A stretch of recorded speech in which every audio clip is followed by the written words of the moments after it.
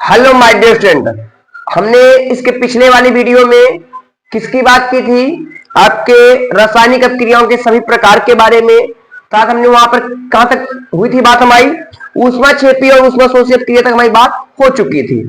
आज किसकी बात होनी है?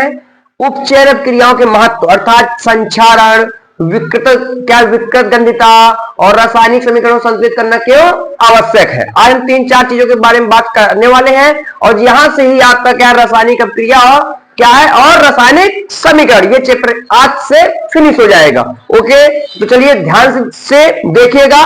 ओके बेटा, चलिए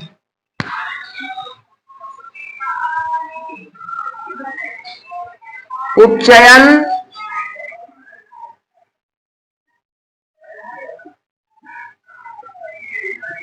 अभिक्रियाओं का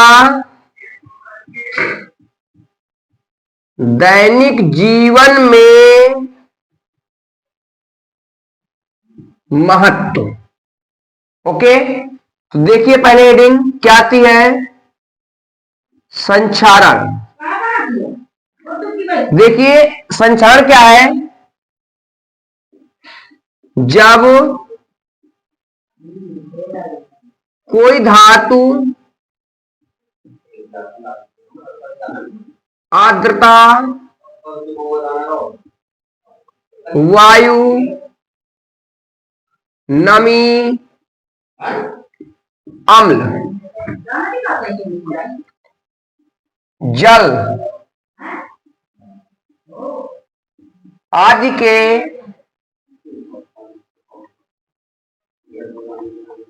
संपर्क में आती है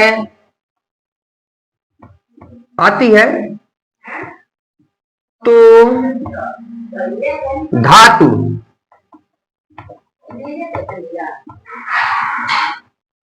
संक्षारित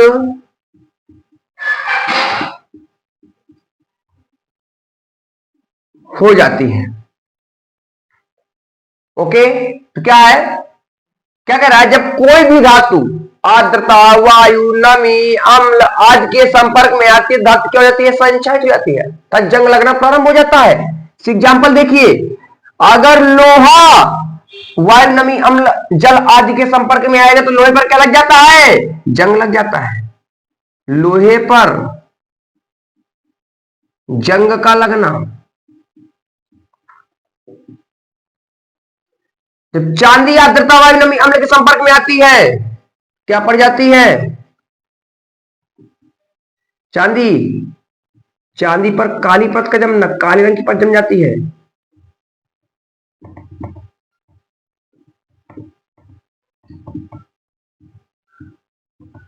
तो तांबा आता है, तांबे पर हरी परत का जमना। अर्थात क्या है? जब कोई भी धातु आर्द्रता, वायु, नमी, अम्ल आदि के संपर्क में आती है तो धातु पर क्या जंग लगना था, धातु संक्षारित हो जाती है, जिसे क्या कहते हैं? संक्षारण। अगर लोहा संपर्क में आएगा तो लोहे पर जंग लग जाएगा। चांदी संपर्क में आएगी तो काले रंग की हो जाती, पता है आपको। और यदि तांबा आएगा संपर्क में तो धातु क्या है? तांबे पर हरी परत क्या है? जम लगती है, हरे रंग का जंग क्या है? लगने लगता है। था संक्षारण क्या है? जब कोई भी धातु आर्द्रता, वायु, नमी, अम्ल, पानी आदि के संपर्क में आती है तो धातु क्या संक्षारित हो जाती है, जिसे क्या कहते हैं? संक्षारण कहते हैं। दूसरी हेडिंग देखिए,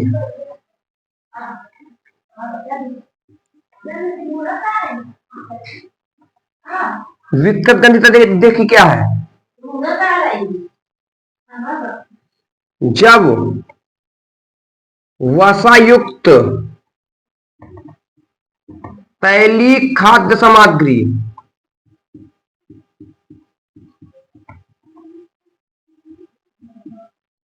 वायु के संपर्क में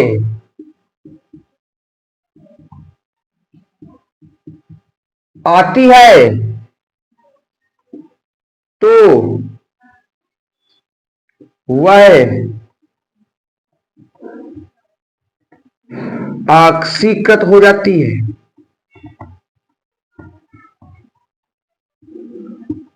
जिससे उसके स्वाद व गंध में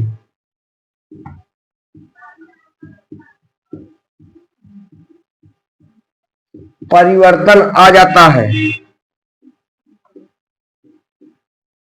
इसे क्या कहते हैं? विकृत गंधिता। मतलब क्या है? जब वसा अर्थात डालडा, घी, तेल, इसको क्या बोलते हैं? वसा। जब कोई भी वसा युक्त तैलीय खाद्य सामग्री, तली हुई चीजें जो होती है, जब वसा युक्त तैलीय खाद्य सामग्री वायु के संपर्क में आती है तो वह कहते हैं ऑक्सीकृत हो जाती है, अर्थात सड़ जाती है, सड़ उत्पन्न हो जाती है, उसके स्वाद व गंध में परिवर्तन आ जाता है। जब भोजन सड़ जाता है कि तो बदबू देगा, तो गंध से पहचान लेंगे, नहीं पहचान पाए, जब खाते हैं तो ऊट पटांग का स्वाद लगता है, अजीब सा स्वाद लगता है, तो स्वाद से पहचानते हैं। सड़ी हुई चीजों को दो प्रकार से पहचानते हैं, कि तो गंध से, कि तो स्वाद से। तो क्या है?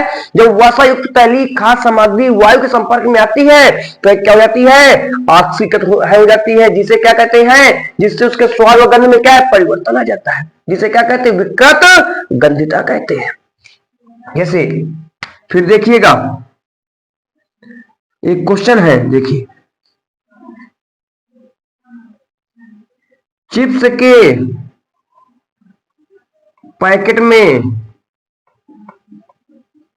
कौन सी गैस भरी होती है? Answer nitrogen.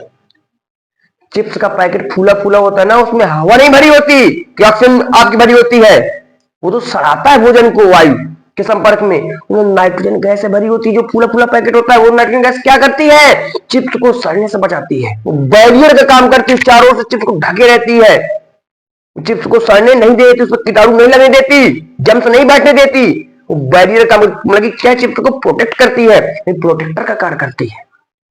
ओके, इसको ही पूछ ले, संतुलित रासायनिक समीकरण क्या है? क्या है संतुलित समीकरण? जिसमें अभिकारक व उत्पाद के परमाणुओं की संख्या क्या होती है? बराबर होती है। अर्थात जितने परमाणु अभिकारक में पाए जाएंगे, उतने ही परमाणु क्या है? उत्पाद में होने चाहिए। तो उसे क्या कहते हैं? संतुलित समीकरण। संतुलित मतलब क्या? दोनों पढ़ ले क्या जी? बराबर। अगर इसके इस साइड 2H है, जैसे C+O2 है, CO2, एक सी इस साइड है तो एक सी इस साइड भी होना चाहिए, दो इस साइड, दो इस साइड भी होनी चाहिए। मतलब क्या है? दोनों ओर के अभिकारक और उत्पाद के परमाणुओं की संख्या क्या होनी चाहिए? बराबर होनी चाहिए, क्योंकि अनबैलेंस नहीं होना चाहिए। देखिए ध्यान से, आज क्या पढ़ा हमने? उपचरक क्रियाओं का दैनिक जीवन में महत्व क्या है? संक्षारण। जब मैंने संक्षारण क्या? जब कोई भी धातु जो होती है आर्द्रता, वायु, नमी, अम्ल आदि के संपर्क में आती है तो धातु क्या हो जाती है? संक्षारित हो जाती है, जिसे क्या कहते हैं? संक्षारण कहते हैं। जैसे लोहा का संपर्क में तो लोहे पर जंग लगता है ब्राउन कलर का, और यदि चांदी आती है तो चांदी पर क्या है? काले रंग की परत जमती है। ये तांबा आता है, तांबे पर क्या है? हरे रंग की परत जम लगती है। विकृत गंधिता क्या है? जब वसा युक्त तैलीय खाद्य सामग्री किसके संपर्क में आती है? वायु के संपर्क में आती है तो क्या करती है? ऑक्सीकृत हो जाती है, जिससे उसके स्वाद व गंध में परिवर्तन आ जाता है। इसे क्या कहते हैं? विकृत गंधिता कहते हैं। चिप्स के पैकेट में कौन सी गैस भरी होती है? नाइट्रोजन। संतुलित रासायनिक समीकरण क्या है? जिसमें अभिकारक और उत्पाद के परमाणुओं की संख्या क्या होती है? बराबर होती है। ओके बेटा, तो यहां से क्या हो रहा है? हमारा चैप्टर 1 फिनिश हो रहा है। आज से चैप्टर 1 फिनिश। ओके, आज हमने क्या किया? इस टॉपिक में हमने रासायनिक एवं रासायनिक अभिक्रिया एवं रासायनिक समीकरण को आज हमने क्या क्या किया? फेस किया। किसी दिन मैं आपको किसी अलग से वीडियो बना करके डालूंगा कि समीकरण को संतुलित कैसे करते हैं। मतलब कि उस वीडियो में केवल किसकी बात होगी? रासायनिक समीकरण की बैलेंस करने की, आप लोग को हल करने की ट्रिक सिखाऊंगा। ओके बेटा,